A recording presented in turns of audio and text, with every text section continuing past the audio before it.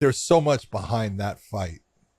And, when he says it was the biggest crowd, it was because it beat the Strike Force won in San Jose, held the North American record for the biggest crowd for an MMA fight at 18,000 something, 500, we'll say. 800 or 900 or something like that, yeah. And then that fight, that was off of the Arnold, there's the Arnold Classic. And so they did that fight based off of the Schwarzenegger Classic that they would do with bodybuilding, all different sports and everything. And it ended up being, it wasn't 22,000, it was 19,000 something. But that was as many as they could put into that arena. And there was so much about it because, when Randy retired off of losing to Chuck Liddell in the third fight that they had. And he hung him up, and we ended up doing all kinds of stuff together, and I was actually at Extreme Couture when he comes to me and he says, "Hey, there's something I want to tell you." And I said, "Yeah, what?" And he goes, "I'm coming back." I go, "You're coming back?" I go, "Why?"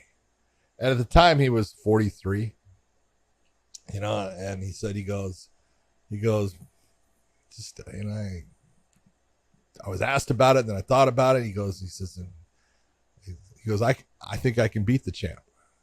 Right. And I go, "They're giving you a championship fight?" And he goes, "Yep." He goes, "I'm going to fight Tim Sylvia." And I was like, "Well, good luck to you, man." And I said, I would say that's, style wise, it's a pretty good, I had seen Tim and Randy work out before and stuff. So, I said, "Yeah, that's good." I said, "But, God damn you, and now it's a problem, and I figured, I know that I'm not going to referee it. There's no way, because I have to now go to the commission if I'm going to get assigned to the show."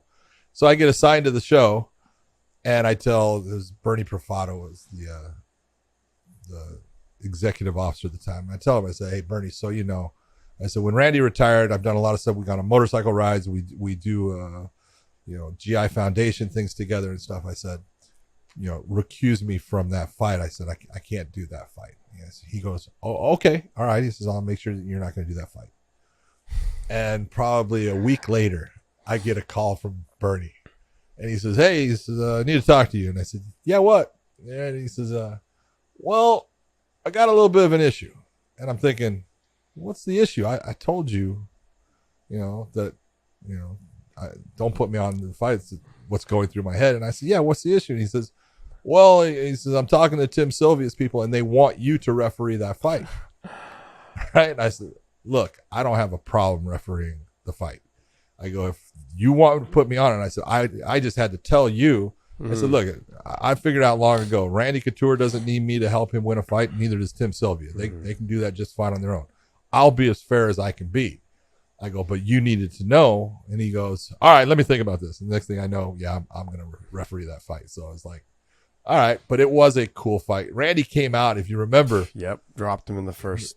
Yeah, but you remember the walkouts? It all started with the walkout song. No, I didn't hear it. What was it? The walkout song. "I'm back." Oh. Back in the saddle again, right? And I was like, I'm standing there. I go, that's fucking cool. That was cool. That's great, right? Because he walked out first, and yet within the first 30 seconds, he knocks Tim on his ass. Yeah. Tim goes down and goes, "Oh." Yeah. And he was on him the whole time. Look, he beat Tim up in that fight. Yeah, he did. And I had a lot of conversations with Tim's, management and team before, and they were like, "Oh, we're going to maul him. We're going to fuck him up." Right. Yeah. And I'm saying, "Oh, yeah. I understand why you're saying it and stuff." But man, I'll tell you what, that last 10 seconds, because one of the things that you do as a referee is when you hear that, there's a lot of things that have come about, I came up with, you'll see the referees point at the timetable when you hear that the clapping of the boards. Yeah. And the reason I did that was a fight off of Tito Ortiz versus Chuck Liddell. I learned something off of it, and from that point started pointing. And so, you also, when I'm talking to referees, you want to count down in your head so you know just about when it's going to go, so you can get in between. So if someone's throwing a punch or anything, you can try to either block it or. And so, the normal thing is, I would start counting. Well, I didn't have to, because he's right. That whole fucking crowd was 10, 9, 8, 7. You could just, I was like, holy shit, because they knew, he had won the fight. It's a huge fucking, victory for him. It was a great night. Great night for him. I felt bad for Tim, but Tim took it like a man. Tim, he responded well to it, and that's what champions do. Yeah, I mean, Tim's a great guy, man. He is. He's doing the slap fighting thing right now. No, dude, I saw that. I know. He's got a big match coming up. And he just got married also, I believe. Dude, man. His wife, you want to talk about outputting the coverage. Outputting the coverage. Tim Sylvia, I love you, my man. Jesus. Dude, you fucking put it out of the stadium. Wow. You big, ugly son of a bitch. Bro, his wife is smoking hot. Smoking hot. No disrespect either. Like all props, brother. His wife is smoking hot. Like I saw the wedding photos. I was like, dude, you definitely outputted the coverage. I'm so proud of him. You're fucking I am animal. so proud of him. I was like, I just bow down, buddy. Bow down. Yep.